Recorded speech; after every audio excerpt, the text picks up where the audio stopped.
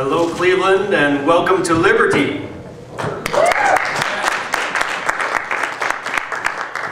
My name is Ken Matesz, and I am running for governor in the great state of Ohio. And Ohio, as you know, stretches from, well, let's see, from Kentucky down here to Michigan up here. Now, you know where Ohio is, and we are the best state in the nation, or we can be the best state in the nation if we could get government out of our way. My name is Ken Matesz, and I was raised in the Toledo area. Let's hear it for Toledo. I lived my whole life in the Toledo area, started my own business in 1990. I've been running my business for 20 years, and I'm well aware of what government can do to small business. So I have a wife of 20 years. I have 2 wonderful kids, and I decided to get into politics, if you will, because of my observation of what's going on in this world, in this nation. About 5 years ago, I was part of a business league, a business organization, and I noticed that this organization never seemed to get anything done. They kind of, meeting after meeting, they would think about doing things and make plans, and then nothing ever actually happened. And then the next meeting would come around and they'd do the same thing again, and often bring up the same subjects over and over again, and still nothing got done. And I thought, what is the point of this organization? Why are we doing this? Why are we just spinning our wheels? And finally I said, well, maybe I should look at the bylaws of this organization, the Constitution, so to speak. And so I got a copy and I read it over, and the lights started going off. Well, no wonder they're not getting anything done. They're not following their Constitution.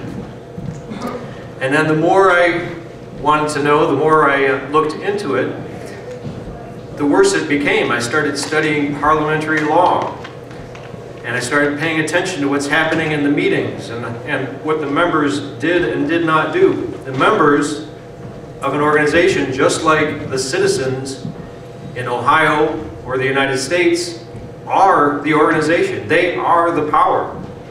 And if they don't make use of their rights, they will lose them. So I became well versed in parliamentary procedure. I started helping out my organization, and I found out that people don't like it when you know the rules. And quite frankly, I didn't get very far with that organization, but what it did is it taught me that there's something bigger to look at. And so I started looking at the United States and thought, wow, if there's a problem in this little organization because they don't follow their laws, maybe I should be looking at the Constitution of the United States. And so I started studying the Constitution, and I'd read it, and then I'd read it again, and then I'd open up the Federalist Papers and read that, and then I started reading the debates of the so-called anti-federalists. We had the anti-federalist papers and the Federalist Papers to see what in the world is going on. And this led me to eventually teaching Constitution classes. I started teaching Constitution classes about a year ago. Over the course of the year, I completely revamped that and turned it into an 8-hour Constitution class, which I've now put on a couple times.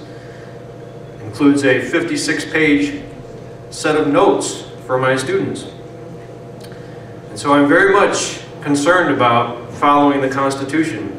And when you start doing that reading and studying and comparing what's in that document and what our founders intended with what our representatives do, it's obviously something very different. So the time I have here right now obviously is not enough that I can cover all the state issues. I think Dave Macko did a wonderful job of outlining a lot of them. Eliminating taxes, regulations like the minimum wage law that ruin businesses, And I would urge you to go to my website at mateszforohio.com. That's M-A-T-E-S-Z for Ohio.com. And you can read all about me there. But what I wanted to point out is that you have, come November, you have a choice. And you really only have two choices. You will have a choice between liberty and the same old thing. The same old thing is often wrapped up in new words like change and hope, or a new way, or a new day, but it's the same message that we've been dealing with for about 100 years in the state of Ohio. So I'd like to tell a story that helps to clarify this a little bit. There was an airplane, just a small airplane with 4 passengers, 1 pilot, and something went wrong with in the cockpit. All the controls blew up, and in the surprise, the pilot died of a heart attack. And here are these 4 passengers with a plane that's completely out of control. The controls are ruined, so you can't operate the plane, and they knew that their time was up.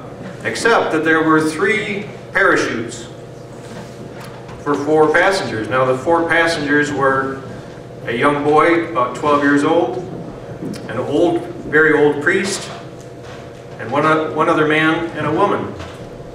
And when they realized that the dire situation they were in, the woman immediately grabbed a parachute, strapped it on, and she said, "I must save myself. I am a world-renowned physician and researcher. I'm about to find the cure to cancer and other diseases. I have to be saved." And she leaped out of the airplane. And quickly the man jumped up and he said, "I'm sorry everyone, but I'm going to have to save myself as well. I'm a genius. I have an IQ of 200. I have the solution to all the social problems of the world. I can fix poverty and all the economic problems, unemployment, and so forth.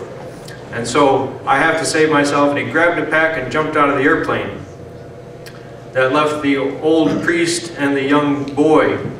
And the priest looked to the boy and said, "Young man, I've lived a long life and the Lord has blessed me. I will go down with the plane, take the last parachute and save yourself." And the young boy quickly strapped a parachute on the old priest, put one on himself and said, "Don't be silly, Father. The genius just jumped out of the airplane with my backpack."